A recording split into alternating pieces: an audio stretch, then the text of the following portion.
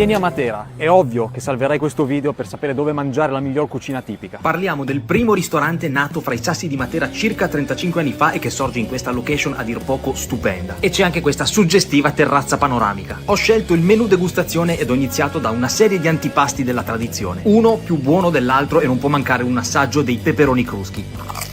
A seguire le orecchiette con pomodorino fresco, salsiccia pezzente e funghi cardoncelli. Capocollo cotto a bassa temperatura e laccato al miele con scarola, una carne che si scioglieva. Poi un fuorimenù, il raviolo liquido con pecorino di moliterno e tartufo. E anche un secondo extra, le ribs con fondo bruno, con la carne che solo a guardarla si staccava dall'osso, una cosa pazzesca. Si chiude con la mousse di ricotta, cioccolato e fichi su biscotto croccante. Da Austin Matera il menù degustazione costa 38 euro. Il locale è anche pizzeria, nominata tra le eccellenti della Basilicata. Austin da non perdere a Matera.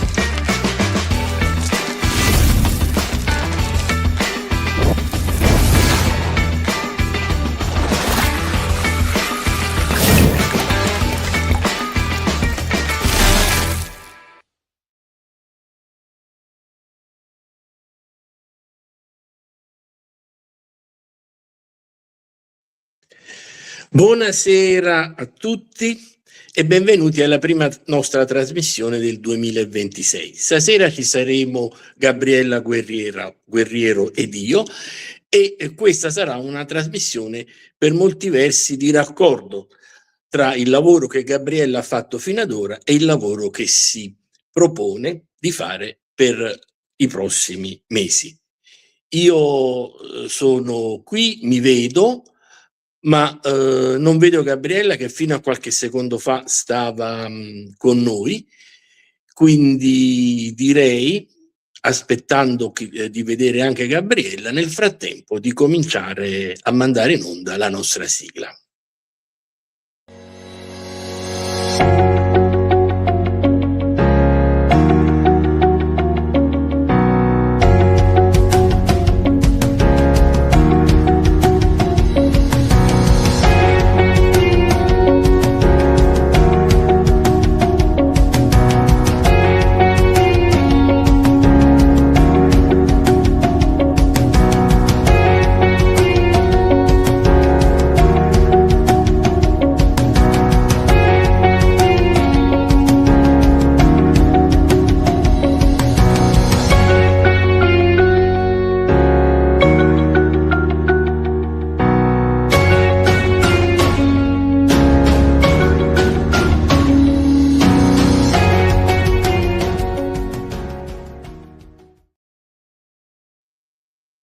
Buonasera di nuovo.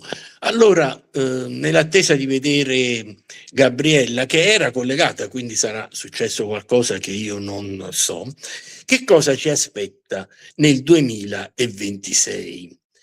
Allora, nel 2020, ecco qui Gabriella, finisco questo breve discorso. Nel 2026 noi opereremo con una serie di dialoghi di storia, cioè una serie di incontri in cui due di noi si confronteranno su qualche argomento o sugli argomenti specifici della propria ricerca. Gabriella, buonasera, benvenuta. Buonasera, buon anno, ben trovato. Eccoci qui. Allora, Gabriella, io ho detto che questa trasmissione sarà una trasmissione di raccordo tra il lavoro che hai fatto fino ad ora ed il lavoro che ti proponi di fare per il 2026. Quindi io direi, il sottotitolo era un po' lungo, quindi giustamente Donato lo ha sintetizzato, ma il sottotitolo era interessante perché diceva dialoghi di storia, Napoli e la Spagna, riflessioni e approfondimenti. Quindi incominciamo da questo, Gabriella. Tra gli argomenti che hai trattato nelle tue precedenti trasmissioni, a proposito dei rapporti tra Napoli e la Spagna, quali sono i 2 o 3 punti secondo te fondamentali e irrinunciabili in questo tipo di lavoro? Sì, allora, io nelle precedenti puntate mi sono occupata di sottolineare i rapporti che ci sono stati tra Napoli e la Spagna a partire dal momento della corona aragonese, quindi c'eri anche tu quando abbiamo parlato dell'arco di trionfo del Maschio Angioino, quindi che segna l'inizio, l'entrata di Alfonso il Magnanimo.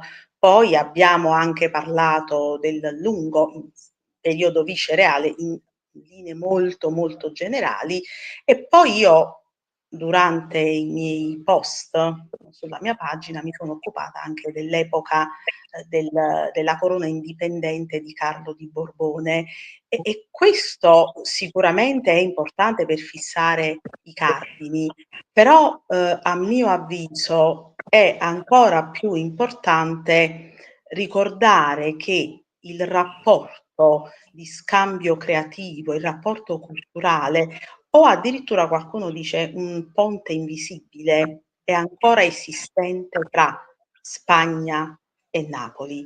Tanto è vero che intanto io anche nella foto di copertina della mia pagina Facebook ho inserito il momento dell'entrata di Alfonso il Magnanimo a Napoli nell'arco di trionfo del Maschio Angioino, però poi nella foto di profilo io ho voluto fortemente l'immagine della chiesa di San Gennaro al Bosco di Capodimonte che è stata rinnovata da Santiago di Calatrava. Quindi ecco l'attualità.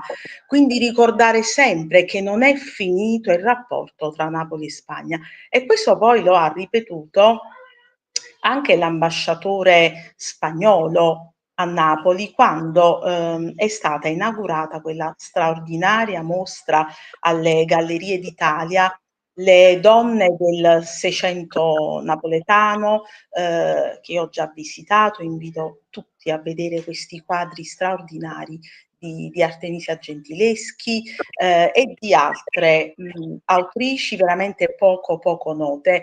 E quello che ha detto l'ambasciatore spagnolo è stato proprio questo: noi abbiamo una storia condivisa, non si spiega Napoli senza la Spagna e né si spiega la Spagna senza Napoli. Quindi più di questo, Enrico, veramente è proprio fondamentale ricordare che sono ancora vivi questi scambi tra Spagna e Napoli. Io veramente ho dei nomi di autori che pochi mesi fa hanno presentato a Napoli i loro libri.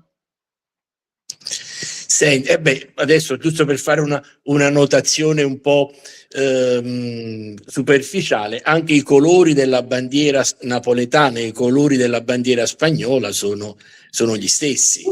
Sono quelli, ma assolutamente, assolutamente. Cioè lo stemma del municipio è giallo-rosso come lo è quello della bandiera, è dell'epoca aragonese se non sbaglio. Questo poi ancora lo devo approfondire, però ma anche se parliamo della nostra lingua, questo poi è un aspetto che io non ho ancora trattato, però si rimane davvero stupiti di quanto interessi attualmente agli spagnoli Napoli.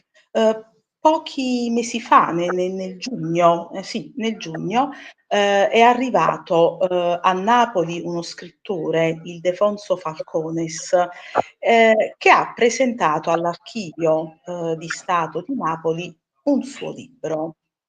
Un bel libro che io sto leggendo, che si intitola In amore e in guerra e che è ambientato proprio nel momento in cui Alfonso il Magnanimo entra a Napoli e la conquista. Noi tutti sappiamo che in realtà non vi è entrato con la forza della spada, ma perché qualcuno gli ha consentito l'accesso attraverso i sotterranei della città, come fu un po' anche all'epoca di Belisario, con la dominazione bizantina. Quindi è davvero emozionante leggere, io sono rimasta davvero colpita, emozionata. Sembra che l'autore sia lì insieme a questi soldati, ed effettivamente Ildefonso Falcones è venuto a Napoli e ha chiesto di visitare i sotterranei della città, ha chiesto di visitare il Maschio Angioino proprio per respirare quell'atmosfera. E chiaramente si dichiara innamorato della città, dice che è straordinaria, e questo oltre a riempirci di gioia, perché poi chi ama Napoli può abitare ovunque, ma resta sempre napoletano, io questo lo dico sempre, però ci conferma che l'intercambio è ancora più che vivo e più che attuale, ma Ildefonso Falcones è solo uno dei tanti, poi ce ne sono ancora altri, non so se poi abbiamo tempo di Ma parlarne, però stasera no, perché stasera andremo un po' a volo in d'uccello. generale, sì. Io avevo già un'altra domanda per te, ma c'è una domanda interessante dai nostri ascoltatori e ti faccio prima quella. Uno dei nostri ascoltatori, uno dei nostri spettatori, ci chiede un solo episodio. È possibile individuare un episodio particolarmente rappresentativo di questa fusione tra le nostre due culture? Un episodio ma ce ne sono Forse tanti. l'Arco di Trionfo, che dici? È Ma è un episodio artistico, ma molto significativo. sì, sì, anche perché è stato voluto da un re spagnolo, però poi ci sono stati gli scultori comunque napoletani, quindi sì, Enrico, assolutamente. Questo per cominciare. E poi c'è tutto il resto, e poi ci sono gli ispanismi, sono episodi continui e ancora attuali di fusione delle nostre culture. C'è anche qualche cosa nella gastronomia napoletana, però ecco, io mi fermerei a quello artistico No, perché effettivamente la domanda è precisa. è Un quello, episodio particolarmente significativo quello è là. quello. Diciamo, subito dopo verrebbe il sepolcro di Don Pedro de Toledo, che pure è molto significativo da questo punto di vista. Ma l'Arco di Trionfo di Alfonso d'Aragone è l'inizio di È tutto. l'inizio di tutto, Sì. esatto. Adesso ti faccio la domanda che tenevo in mente io. Tra tutti gli argomenti che hai trattato, c'è qualcosa che secondo te andava approfondito un po' di più o qualcosa che appunto nella realizzazione delle trasmissioni poi non si può mai essere completi, qualcosa che hai omesso e che invece secondo te andava detta fino ad ora? Allora, Enrico, è così mare magnum questo argomento che io ti potrei dire che andava approfondito tutto, perché c'è tanto da dire e chiaramente in mezz'ora non si può, ma neanche gli studiosi, proprio quelli avvezzi. Io poi alla fine sono un'appassionata, poi ci sono gli studiosi che fanno questo per mestiere, eppure quando sono invitati a conferenze importanti un'ora, un'ora e mezza, ma e comunque non riescono a coprire tutto. Io direi sì, un po' tutti, perché poi chiaramente in mezz'ora sono pillole, però sono fondamentali perché sono semi gettati che possono stimolare la curiosità, l'approfondimento di chi ne sa più di me. È sempre bene parlarne, anche perché il rapporto tra Napoli e Spagna è stato a lungo un po' malvisto, un po' anche equivocato, cioè è stato visto come un rapporto in cui gli spagnoli dominano, un modo per vedere un rapporto buio, ma così non è stato. Ci sono stati dei coni d'ombra sicuramente, però comunque con gli spagnoli c'è la Napoli di Caravaggio, la Napoli, non lo so, di grande. A Napoli di Cosimo Fanzago, che scherziamo.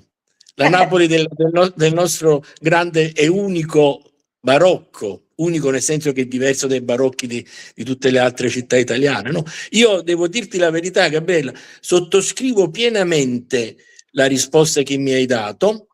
Non me l'aspettavo, ma sentendo di parlare devo dire che hai detto veramente la cosa più giusta. Tutto va, non andrebbe, tutto andrà poco per volta approfondito e bisogna capire una cosa importante, che questo rapporto Napoli-Spagna non è finito, continua ancora, è ancora vivo, vegeto e produce molti frutti.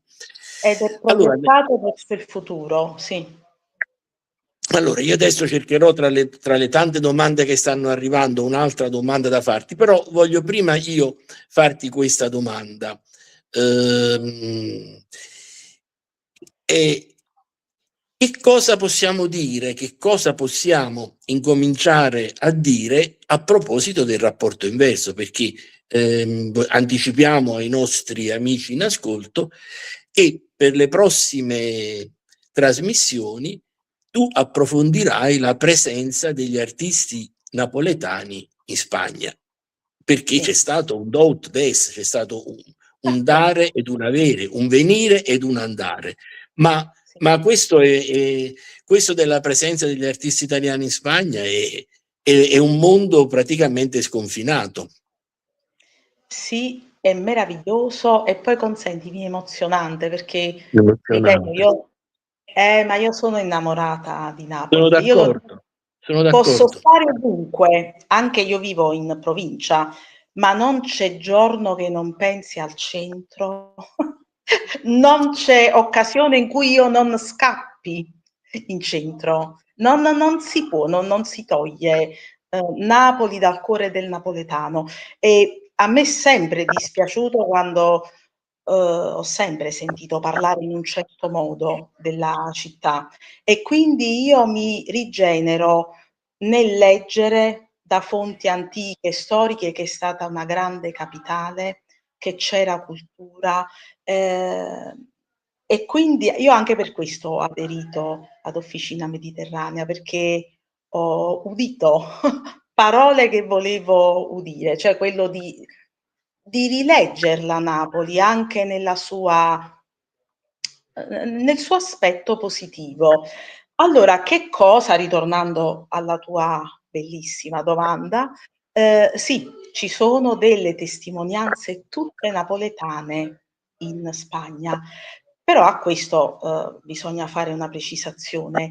Più che altro io dovrei dire napolitane, perché sappiamo che prima napolitana era anche una cittadinanza, no?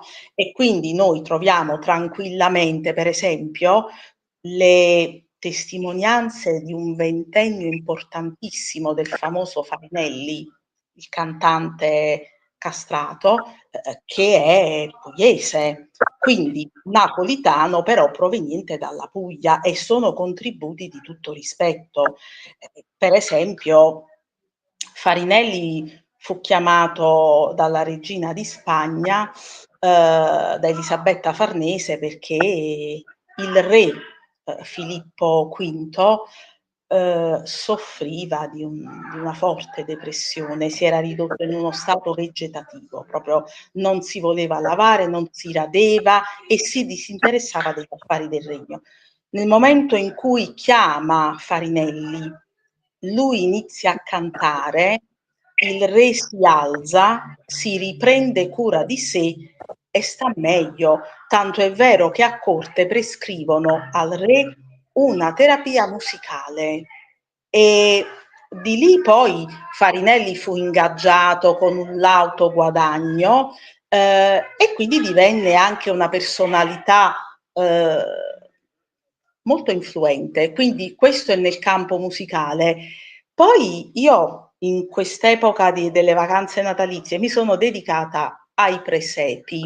Ho scoperto che ci sono moltissimi presepi napoletani presenti in Spagna, perché non è esatto pensare che l'arte del presepe sia stata introdotta da Carlo III di Borbone quando da Napoli rientra in Spagna perché era morto il fratellastro. Non è così. Già i viceré erano entrati in contatto con quest'arte, se ne erano innamorati e una volta rientrati in patria, finito il loro mandato, hanno portato con sé dei presepi straordinari che si ammirano e sono l'orgoglio della Spagna. Poi quest'anno ho scoperto veramente una notizia che non conoscevo. Uno dei più antichi presepi in Spagna proviene da Napoli e si trova a Palma di Maiorca. Enrico è stupendo quel presepe. Io ne ho visto delle riprese perché è stato per anni chiuso in un ripostiglio perché non c'erano i fondi per poterlo riparare a causa di alcuni danni che avevano le statuine. Quando poi è stato riparato, io veramente mi sono incantata. Quindi questo l'arte. E poi ci sono delle tele molto importanti. Allora, ce n'è una molto significativa che si trova a Salamanca, nella chiesa della Purissima. Questa chiesa fu voluta dallo stesso viceré che è ritratto nel quadro di Micco Spadaro che si trova alla Certosa di San Martino, o quello che ritrae come si dice, l'eruzione del Vesuvio del 1631. E il viceré ne fu scosso da questo evento e una volta rientrato in patria, come ex voto, ha fatto costruire questa chiesa e qui ha fatto pervenire delle tele via mare con un trasporto lunghissimo, molto molto impegnativo, delle tele che si trovano attualmente alla Purissima di Salamanca e proprio quella che più attira l'attenzione è quella di San Gennaro che protegge Napoli. Cioè, lì sembra Allora, tutta Napoli. Gabriella, in un certo senso hai anticipato un'osservazione che stava facendo Michele De Simone a proposito dei presepi.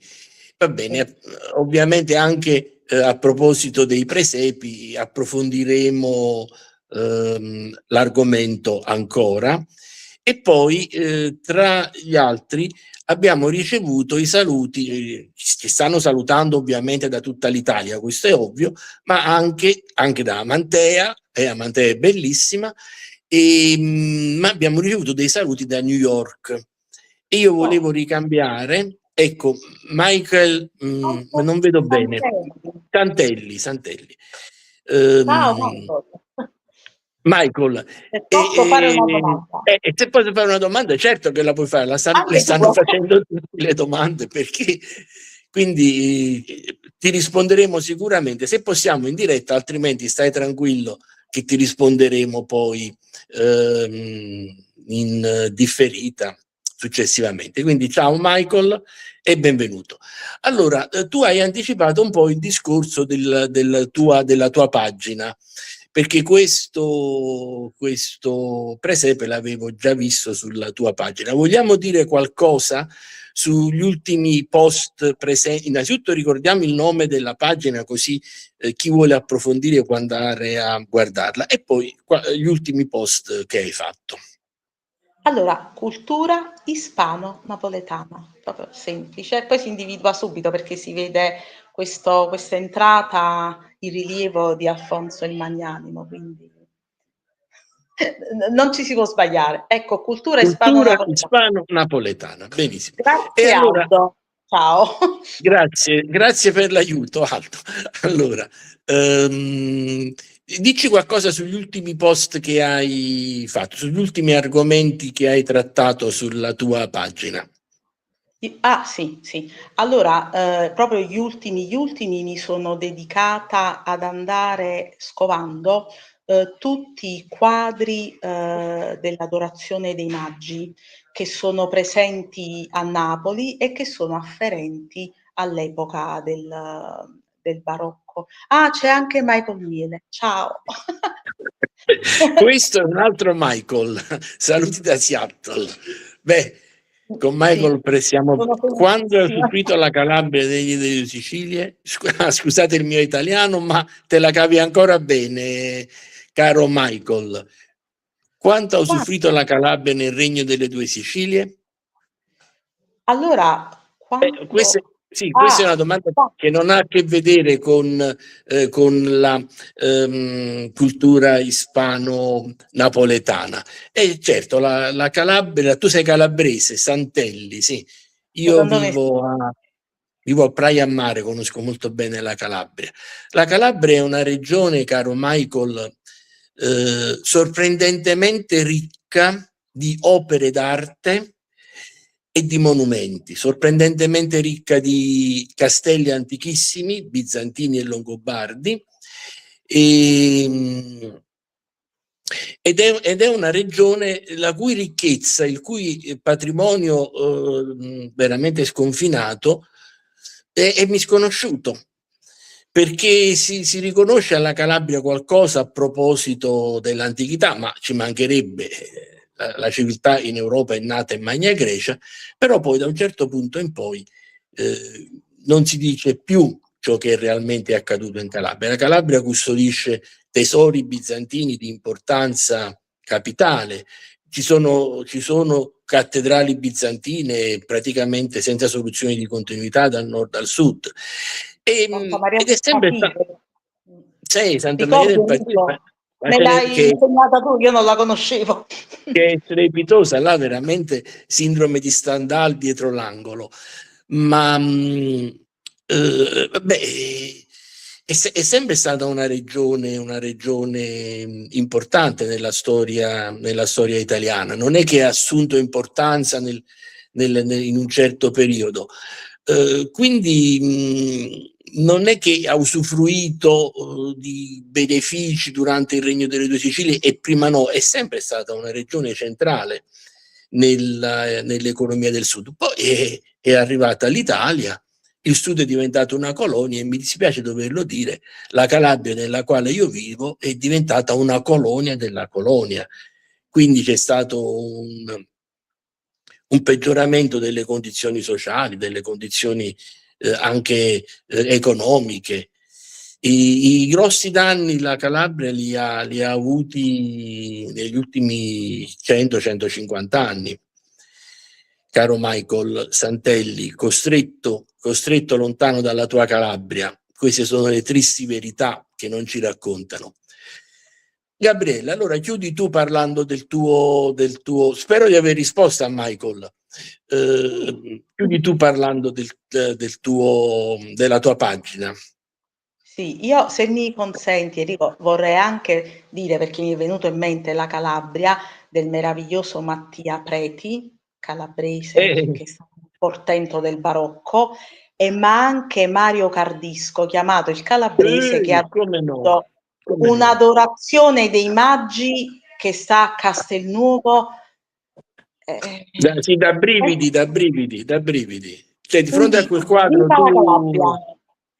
Sì. Ma la Calabria, io non ho fatto l'elenco degli artisti calabresi, dal 600 a oggi ci ha regalato una quantità Ha dato impressionante tanto, ha dato di tanto alla artisti. Calabria. L'ultimo è il grandissimo Mimmo Rotella, che era veramente un mostro, insomma, era all'avanguardia a livello mondiale. Ma sì, il buon Michael può essere orgoglioso di essere di origine calabrese. Poi faremo qualche trasmissione specifica, farò io qualche trasmissione specifica sulla Calabria, dedicandola proprio a lui.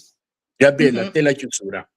Allora, la chiusura, intanto io ringrazio sia te per avermi dato questa opportunità e Donato, innanzitutto. Ringrazio chi mi segue sia sulla pagina Facebook che chi ha avuto veramente la bontà di seguirmi anche stasera. Io, oltre al progetto che abbiamo concordato felicemente, cioè quello di occuparmi prossimamente degli artisti napoletani in terra di Spagna, più precisamente napolitani, perché non è solo Napoli, ma un po' un discorso più esteso. Io mi prometto anche, mi ripropongo anche di trattare un pochino l'aspetto linguistico che è ancora attuale nel napoletano, quindi degli ispanismi, di tutti questi prestiti che abbiamo dello spagnolo, poi di continuare e di approfondire con sempre maggiore passione questo vasto argomento che è veramente fonte di conoscenza, di consapevolezza e tanta soddisfazione.